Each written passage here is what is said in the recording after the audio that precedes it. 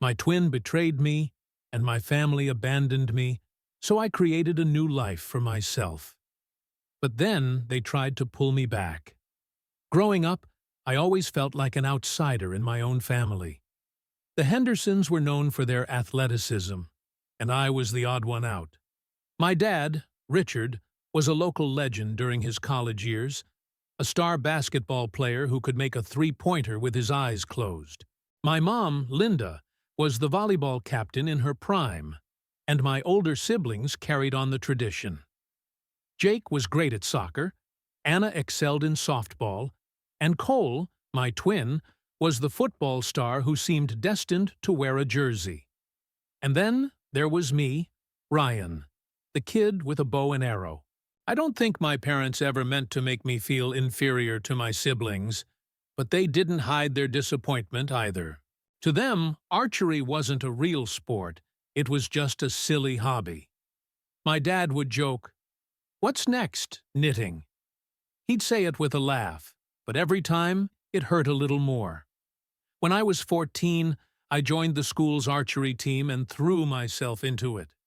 For the first time, I felt like I had found something I was good at, something that could be just mine. But my family wasn't interested. They were too busy cheering Jake on from the sidelines or discussing which college would offer Cole the best football scholarship. Out of the 20 tournaments I participated in between the ages of 14 and 16, my parents attended only one. I had to beg them to come. Looking back, I don't think they realized how much it hurt. It wasn't just that they didn't show up, but the way they dismissed my efforts and never seemed to care about what mattered to me. When I tried to talk to them, they brushed me off, calling me dramatic or an attention seeker. By the time I turned 15, I had stopped expecting much from them. That year, I started dating Allison. She was smart, funny, and confident in ways I wasn't.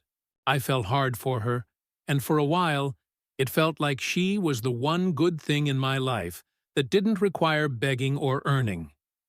After 6 months, I introduced Allison to my family. To my surprise, they liked her.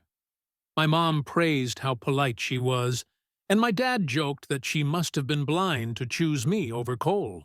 Even my siblings seemed to approve of her, which wasn't something I could say about most people I brought around.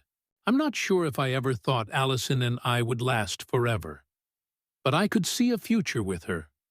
I wanted to believe we'd be different and beat the odds. For 3 years, we were inseparable. She came to my tournaments, cheered me on, and made me feel like I mattered. Then everything fell apart.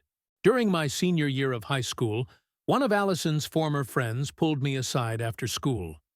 She looked uneasy and almost guilty as she told me that Allison had been cheating on me for months. At first, I didn't believe her. It didn't make sense. But when I confronted Allison, she didn't even deny it. She admitted it right away.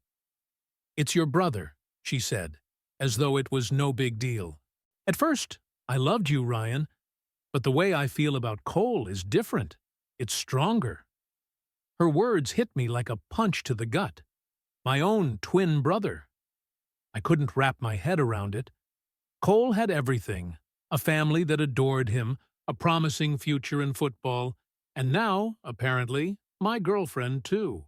That night, I confronted Cole. He didn't deny it either. In fact, he didn't say much of anything.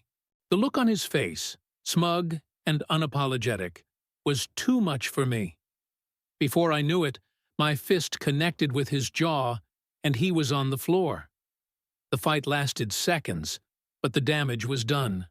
My parents found out, and instead of asking why I lashed out, they were furious.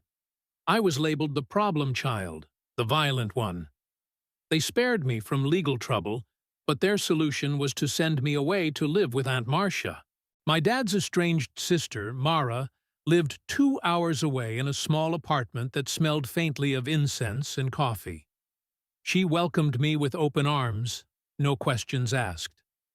At the time, I barely knew her. She'd been cut off from the family long before I was old enough to understand why. Later, I learned the truth.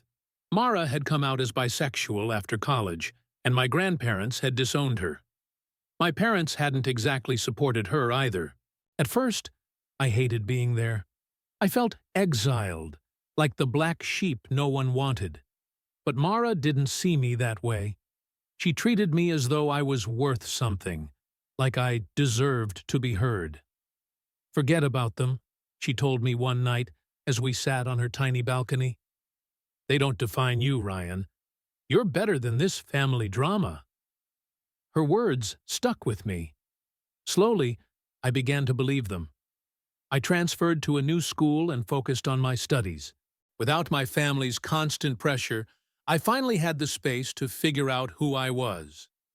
By the time I graduated, I had earned a scholarship to a university in the city. That's where I met Emily. She was everything I'd ever wanted in a partner: kind, supportive, and fiercely independent. For the first time in years, I felt like I could breathe again. Emily and I built a life together, piece by piece. We got married in a quiet ceremony, far from the chaos of my past. Not a single member of my family was invited. When Mia was born, it felt like a fresh start, a chance to give my daughter the kind of love and support I'd always longed for. For years, I didn't hear a word from my parents or siblings. I told myself I was okay with that. I had Emily, Mia, and Aunt Marcia. I didn't need anyone else. But then, out of the blue, they reached out. A message from my mom, friend requests from Jake and Anna, and an invitation to spend Christmas with them. 8 years of silence, and now they wanted to reconnect. I didn't know what to think. Part of me wanted to shut the door on the past and move on. But another part, the part that remembered being 15 and begging for their attention, hesitated. What if they were serious? What if they genuinely wanted to make amends? Emily saw the conflict in my eyes. "Whatever you decide," she said, "Mia and I will be here for you." Her support meant everything. Still, the decision wasn't easy. For the first time in years, I found myself looking back, wondering if I could ever truly move forward. When my parents sent me to live with Aunt Mara, I had no idea what to expect. To be honest, I thought it was just another punishment.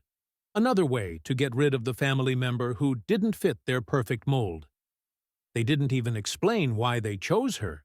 They just packed my things and drove me to her tiny apartment on the edge of a city I'd never really known. Mara greeted me with a warm smile and a hug, as though she had been waiting for me her whole life. I barely remembered her from family gatherings when I was a kid. She had always been the odd one out, too, the relative no one talked about unless it was in whispers. "Welcome, Ryan," she said as she ushered me in. "This is your home now, for as long as you need it." Her apartment was small but cozy, with bookshelves overflowing with novels, photos, and trinkets from her travels. The air had a faint scent of lavender. It wasn't anything like the cold, spotless house I grew up in. It felt lived in. It felt safe. At first, I didn't speak much. I was angry, embarrassed, and heartbroken all at once. Losing Allison was bad enough, but the betrayal by Cole, my own twin, was something I couldn't shake. Worse was the way my parents had reacted. Instead of defending me, they had sent me away as if I was the one who had done something wrong. Mara didn't push me to open up. She let me sit in silence, speaking only when I wanted to. Instead, she focused on helping me adjust to my new life. She enrolled me in a new high school, one where no one knew who I was or what had happened. She encouraged me to focus on my studies and think about the kind of future I wanted to build.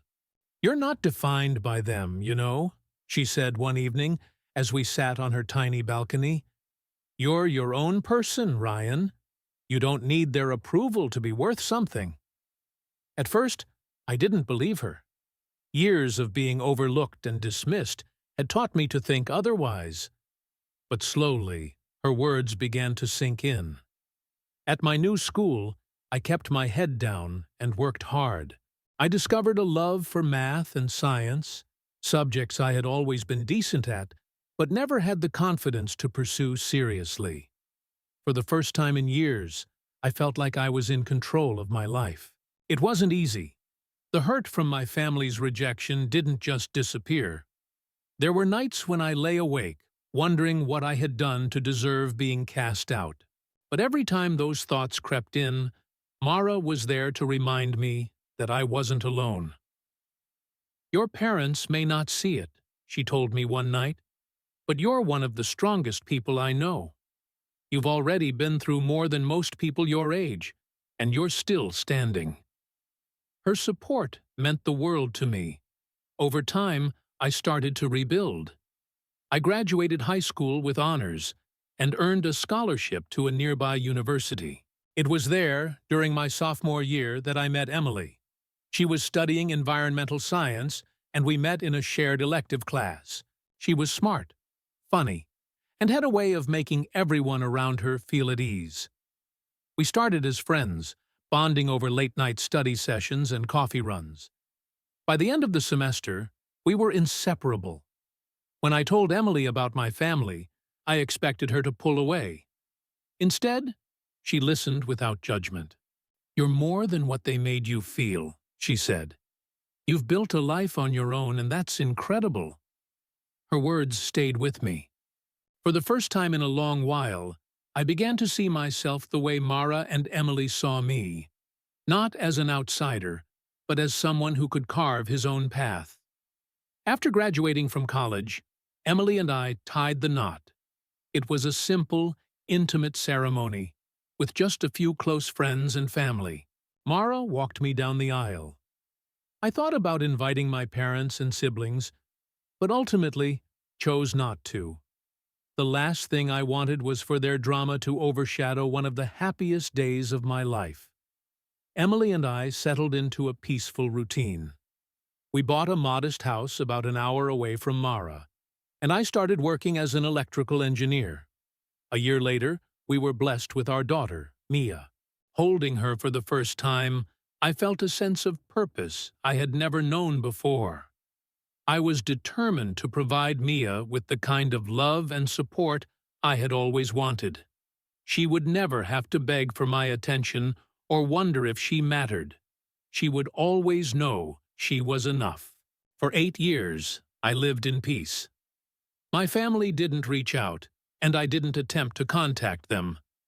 Mara was my pillar, Emily was my partner, and Mia was my joy. I didn't need anyone else. But then, out of nowhere, a message appeared. It was a Facebook message from my mom. "Ryan, we've been thinking about you. We'd love for you, Emily, and Mia to come spend Christmas with us this year." I stared at the screen, unsure how to respond. 8 years of silence. And now they wanted to reconnect. Why now? A few hours later, friend requests from Jake and Anna popped up. My phone buzzed with notifications, their names lighting up my screen like ghosts from a past I thought I had left behind. When I showed Emily the message, she was cautious. "What do you think they want?" she asked. "I don't know," I admitted. "Part of me wants to believe they're trying to make things right, but the other part doesn't trust them." Emily nodded. "Whatever you decide, I'll support you. But if you choose to go, Mia and I will spend Christmas with my dad. I don't want you to worry about us while you figure this out." Her words were kind, but they made me feel even more conflicted. On one hand, I had built a life without my family, and I didn't need their approval anymore. On the other hand, a small part of me, the part that still remembered begging for their attention as a teenager, wanted to believe they had changed.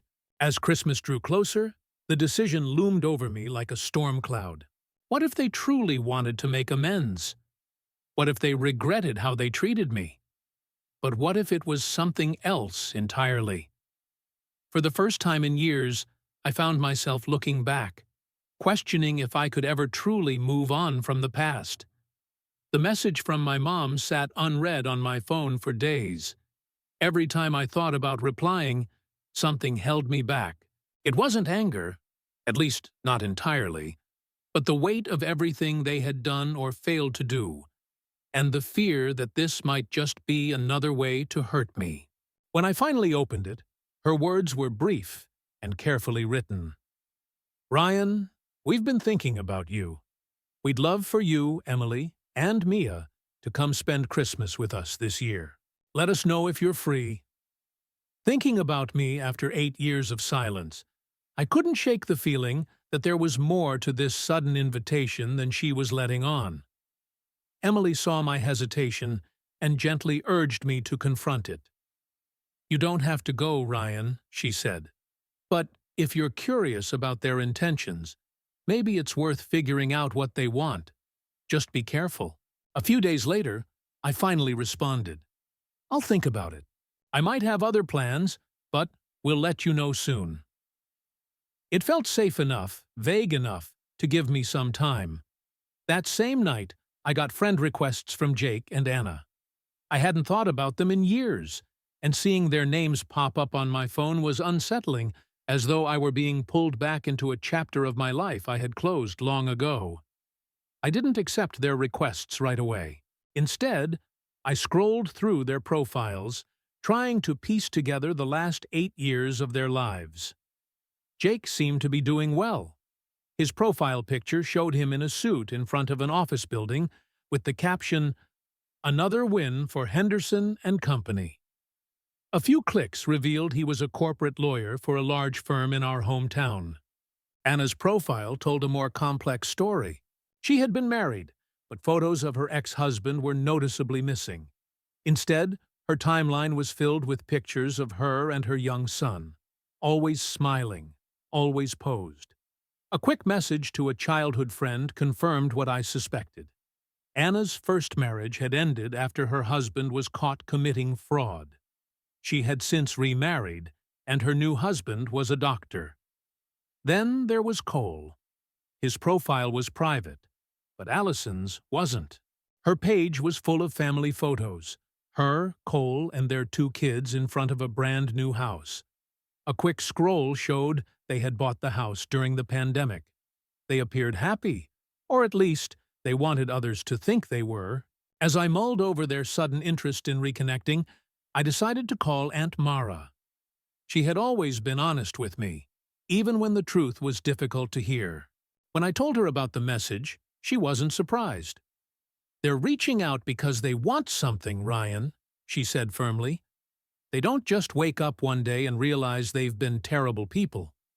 People like them only act when it benefits them. I hated how much sense that made, but Mara wasn't finished.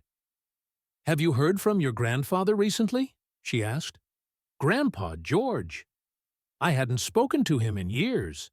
He had sided with my parents when they sent me away and hadn't contacted me since. Mara hesitated.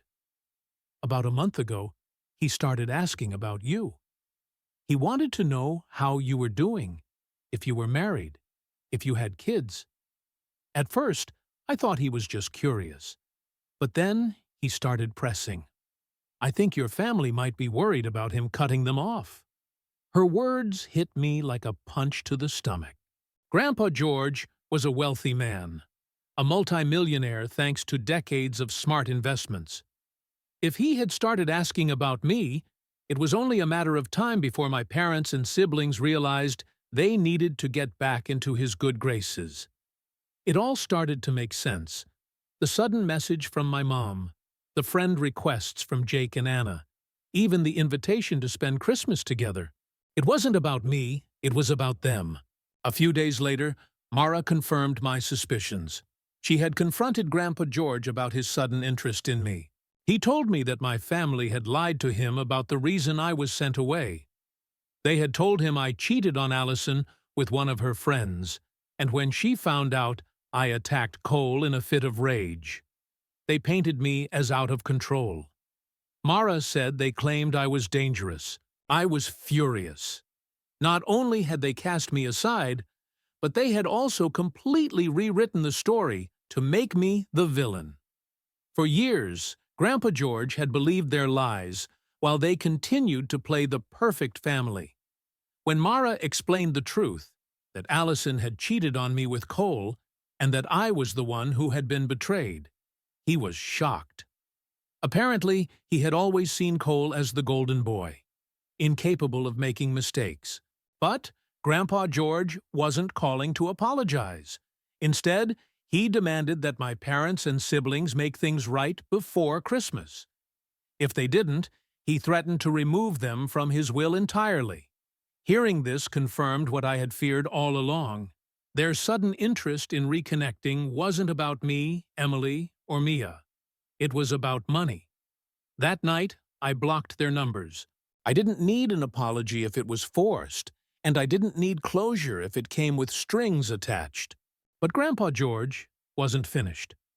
A few days later, he found my work number, likely from my company's website, and called me directly.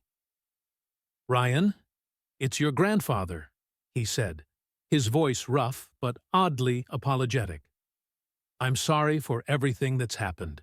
I didn't know the full story until recently, and I regret not reaching out sooner." His words caught me off guard. For a moment, I wondered if perhaps, just perhaps, he was sincere. But then he added, "I'm disgusted with the way your parents and siblings have handled this. I've decided to cut them out of my will and include you instead. It's the least I can do." Any goodwill I might have felt evaporated when he continued, "But I have to say, I was disappointed to hear that your daughter doesn't carry the Henderson name. After everything our family has built, you didn't think it was important to honor that legacy?" My blood boiled. I had heard enough. "You have no right to judge how I raise my daughter," I snapped. "Don't ever contact me again." I hung up and blocked his number. For the first time in years, I felt a strange sense of closure. My family hadn't changed, and they never would. But I had. I didn't need their approval or their money. I had Emily, Mia, and Marcia. That was enough. Christmas was coming, and for the first time, I felt ready to move on from the past and focus on the people who truly mattered. As Christmas drew near, the weight of everything my family had done, and everything they were still trying to do, settled heavily on me. Blocking them should have felt like a final step, but the calls and messages kept coming from unknown numbers. I ignored them all. I had made my decision. Emily noticed the change in me. She always could. One evening, while Mia napped upstairs, she sat next to me on the couch and gently placed her hand on mine. "You seem distracted," she said softly. "I know they've stirred up a lot of old feelings, but we're here for you. Whatever happens, you're not alone." Her words were comforting, but they didn't erase the growing sense of unease. Mara had told me about the family's lies to Grandpa George, but I couldn't help wondering what else they might have said or done to manipulate the situation. I decided to investigate further, starting with what I could find online. Jake's professional profile presented him as a successful corporate lawyer with a flawless reputation. His Facebook posts were full of polished family photos: his wife, their 2 daughters, a golden retriever, and a picture-perfect suburban home. Everything looked so ideal, so meticulously crafted, that it only made me more suspicious. Anna's timeline told a different story. Her first marriage had ended in scandal after her ex-husband was caught committing fraud. I had barely known the man, but even in the short time I spent around him, something had felt off. Anna's second marriage seemed more stable, and her new husband, a doctor, was often featured in her posts. They had a young son, and judging by her captions, she was doing everything she could to portray herself as a devoted mother. Cole and Allison were harder to track. Their profiles were mostly private, but Allison's public posts offered glimpses into their life: vacations, birthdays, and holidays with their 2 kids. They had purchased a sprawling new house last year during the pandemic, which made me wonder how they were affording it. It wasn't until I spoke to Mara again that the pieces began to fall into place. "Ryan, I've been thinking," she said during one of our late-night phone calls. "Your parents and siblings wouldn't have reached out unless they felt they had something to lose. Grandpa George has made it clear he wants them to make amends, but I don't think that's the whole story." "What do you mean?" I asked. "Well, for one thing, it doesn't add up. They've had 8 years to reach out, but they chose now, just as Grandpa started asking questions about you. Why not sooner? And why Christmas of all times?" She was right.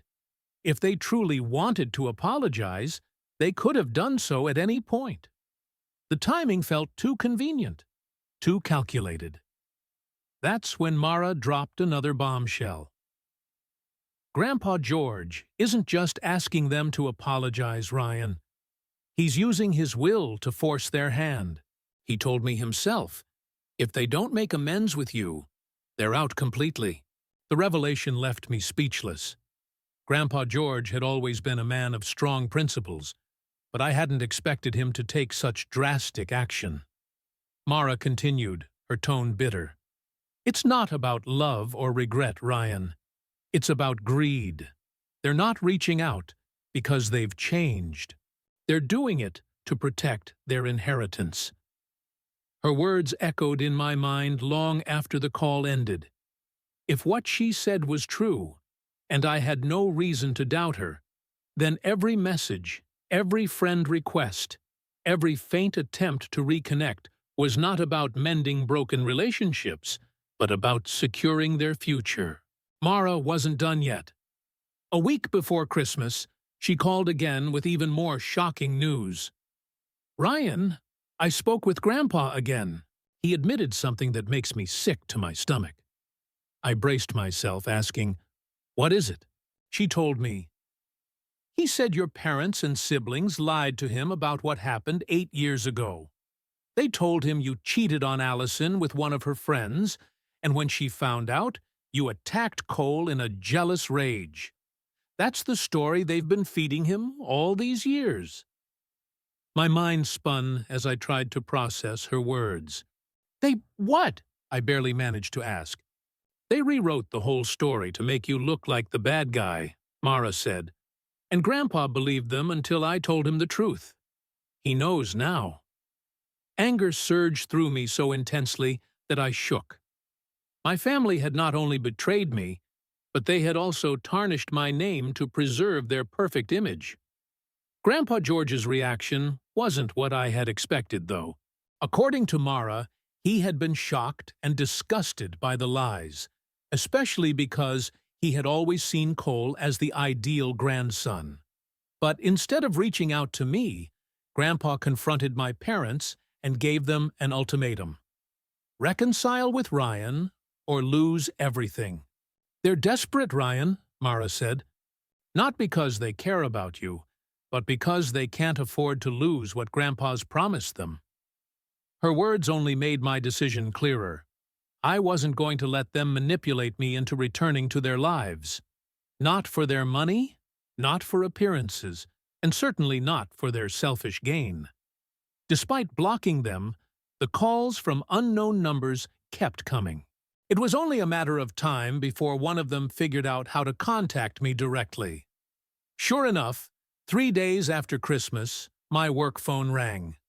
The number wasn't familiar, but in my line of work, I often get calls from unknown clients. "Hello, this is Ryan," I answered, expecting it to be business-related.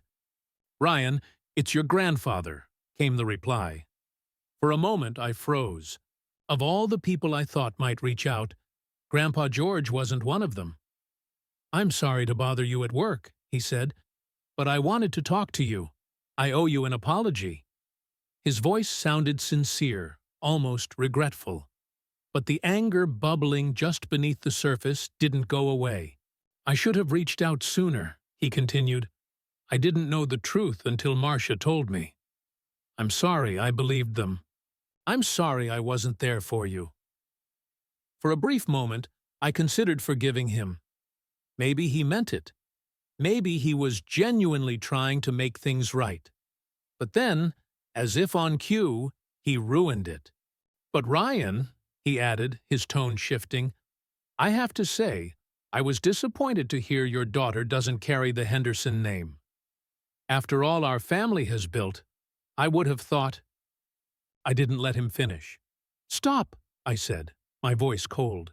You don't get to criticize how I raise my daughter after everything. You don't get to say anything about my family. He tried to backtrack, but I wasn't having it. Don't call me again, I said firmly. We're done. I hung up, my hands trembling with anger. For the first time, I realized how much the Henderson name had controlled my life, even when I wasn't part of it. I was done letting them have any power over me. The days following Grandpa George's call were surprisingly calm. Emily and I focused on each other, on Mia, and on the life we were building together. The Hendersons were behind me, where they belonged. Whatever their motives, whatever their plans, I wouldn't let them derail my future. My family, the one I had chosen, was all that mattered now. After that call, I felt a strange sense of finality. Blocking my parents and siblings had been one thing, but cutting off the patriarch of the family was another. For years, I had held on to a small hope that maybe, somehow, they would realize how badly they hurt me and try to reconcile. But after that conversation, I knew better. It wasn't about love or regret for any of them. It was about appearances, money, and control. They didn't care about me, Emily, or Mia. They only cared about what they could gain or lose. During those days, Emily was my pillar of strength. She didn't push me to talk about it, but she made sure I knew she was there. One night, as we sat together on the couch, she reached over and squeezed my hand. "You've made the right decision," she said. "They don't deserve the time or energy it takes to stay in your life." I nodded, though part of me still felt conflicted.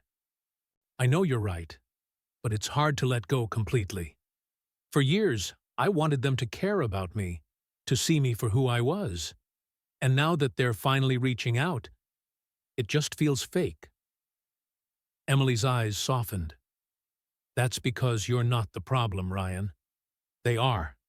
And it's okay to grieve the family you wanted them to be, even if you know they'll never change. Her words hit me in a way I hadn't expected. For the first time, I realized that I wasn't just angry. I was mourning. Mourning the childhood I wished I'd had, the siblings who should have been my allies, and the parents who should have stood by me. Christmas came and went quietly. Emily and Mia spent the day at her father's house while I stayed home, reflecting on the path that had brought me here. The house was peaceful, the air filled with the faint scent of pine from the tree in the living room corner. For the first time in years, I allowed myself to sit with my feelings, to acknowledge the pain I had buried so deeply. That evening, Emily returned with Mia, her cheeks flushed from the cold. She handed me a steaming mug of hot cocoa and curled up beside me on the couch. "How was your day?" she asked. "Quiet," I said, taking a sip of the cocoa, "but peaceful. I think I needed that." She smiled and leaned her head on my shoulder. "Your family now, Ryan, me, Mia, and the little one on the way. We're all you need." Hearing her say it out loud made something inside me shift. For years, I had been trying to prove my worth to a family that had never valued me. But here, with Emily and Mia, I didn't need to prove anything. I was enough. A few days after New Year's, I received a letter from Grandpa George. I almost threw it away without opening it, but decided against it. Inside was a short handwritten note. "Ryan, I meant what I said on the phone. I regret believing the lies your parents told me and not reaching out sooner. I've updated my will to include you and removed your parents and siblings entirely. I hope one day you'll understand this was my way of trying to make things right. Sincerely, Grandpa J." I stared at the letter for a long time, unsure how to feel. Part of me was tempted to rip it up and be done with it. Another part of me wondered if this was his way of extending an olive branch, even if it was clumsy and misguided. When I showed the letter to Emily, she gave me a thoughtful look. "What are you going to do?" she asked. "I don't know," I admitted. "The money could help us, especially with the baby on the way. But I don't want to feel like I owe him anything." Emily nodded. "You don't. If you decide to accept it, that doesn't mean you have to forgive him or let him back into your life. It's your decision. And whatever you choose, I'll support you." Her words gave me the clarity I needed. If the money ever came my way, I'd take it. But not for myself. I'd donate it to a local charity that helped children who had been abandoned or mistreated by their families. It felt like the only way to turn something ugly into something meaningful. In the weeks that followed, I focused on moving forward. Emily and I began preparing for the arrival of our second child, pouring our energy into creating a loving and stable home. Mia was too young to understand everything that had happened, but her laughter and innocence reminded me of what truly mattered. Marcia remained a steady presence in my life, always ready with advice or a kind word. I told her about the letter from Grandpa George, and she gave me a wise smile. "He's trying to buy your forgiveness," she said. "But forgiveness isn't something you can buy. It's something you give when you're ready, or not at all." I thought about her words for a long time. Forgiveness still felt like a distant possibility, something I wasn't ready to offer. But I didn't feel the same anger I once had. Instead, I felt a quiet determination to live my life on my own terms, free from the shadows of the Henderson name. One night, as Emily and I tucked Mia into bed, I felt a deep sense of gratitude wash over me. My life wasn't perfect, but it was mine. I had a wife who loved me, a daughter who brought light to even my darkest days, and a second chance to create the family I had always dreamed of. As we turned off the lights and closed Mia's door, Emily slipped her hand into mine. "You're going to be an amazing dad to this baby," she said softly.